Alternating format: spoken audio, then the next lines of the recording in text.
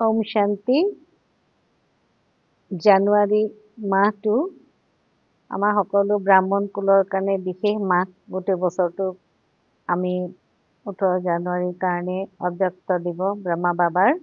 সেইকাৰণে আমি সকলোৱে এই মাহটো বিশেষ তপস্যা কৰোঁ, অৰ্থাৎ আত্মাক ভালদৰে ভোজনেৰে ভৰপূৰ কৰোঁ।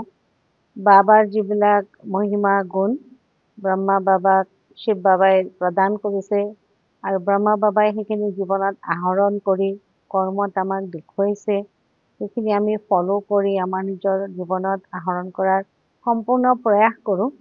আৰু এই জানুৱাৰী মাহতে মাঘ বিহু আহে।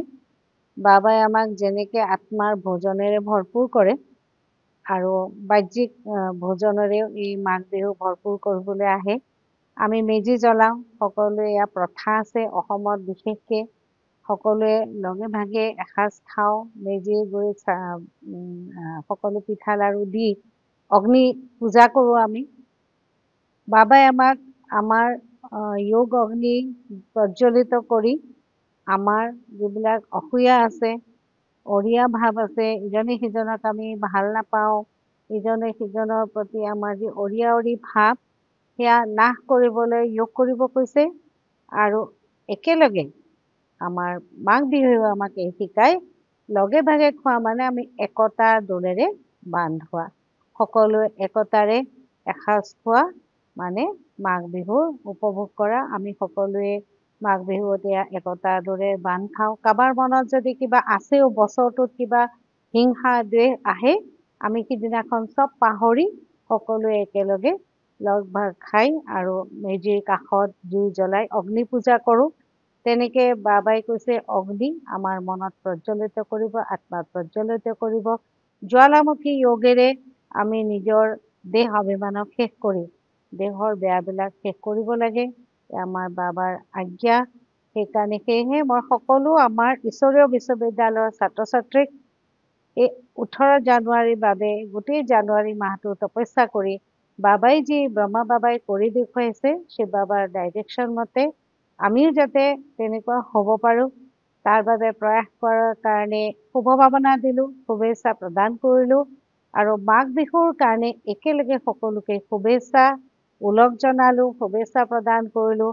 আৰু সকলোৱে যাতে মনত কোনো আশা নাৰাখি আত্মা আত্মা ভাই ভাই এক পৰমাত্মাৰ সন্তান আমি সকলোৰে গুণ অৱগুণ আমি পাহৰি এক বাবাক মনত কৰি সকলোকে ভাই ভাই দৃষ্টিৰে আঁকোৱালি লৈ আমাৰ মনত এক সজীৱ আমি জ্ঞানৰ যি ভোজন তাৰে ভৰপূৰ হওঁ। সকলোকে শুভ ভাৱনা দিলোঁ। আৰু যিসকল ঈশ্বৰীয় বিশ্ববিদ্যালয়লৈ এতিয়ালৈকে অহা নাই তেওঁলোককো মই অনুৰোধ জনালোঁ, আহক আপোনালোকে ঈশ্বৰীয় বিশ্ববিদ্যালয়ত আহি আত্মাৰ যি আধ্যাত্মিক জ্ঞান সেয়া লওক, সেয়া গ্ৰহণ কৰক আৰু সকলোৰে একতা ডোলেৰে সকলোৰে প্ৰতি সকলোৱে শুভ ভাৱনা দি এক বিশ্ব ভাতৃত্ববোধৰ নিদৰ্শন দাঙি ধৰক। সকলোৱে সকলোৰে প্ৰতি দয়া মৰম এইবিলাক প্ৰদান কৰোঁ আহক, তেতিয়াহে এইখন সমাজ সুন্দৰ হ'ব।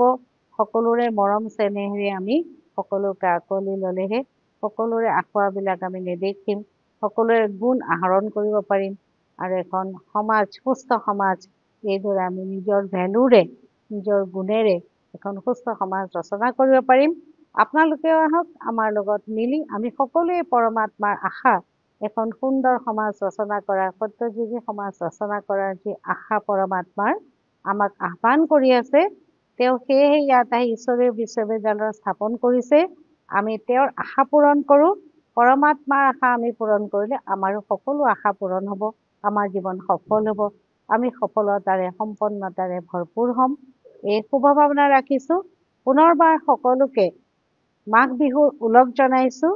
আপোনালোকে এই জীৱনটো সুন্দৰকৈ জ্ঞানেৰে আৰু আনন্দেৰে ভৰপূৰ হওক। আপোনালোকৰ সুস্বাস্থ্য কামনা কৰিছোঁ আৰু এই গোটেই বছৰটো 2025 বছৰটো আপোনালোকে সফলতাৰে ভৰপূৰ হওক, এই শুভ ভাৱনা ৰাখি মই সকলোকে শুভেচ্ছা জনাই সামৰিছোঁ। ধন্যবাদ।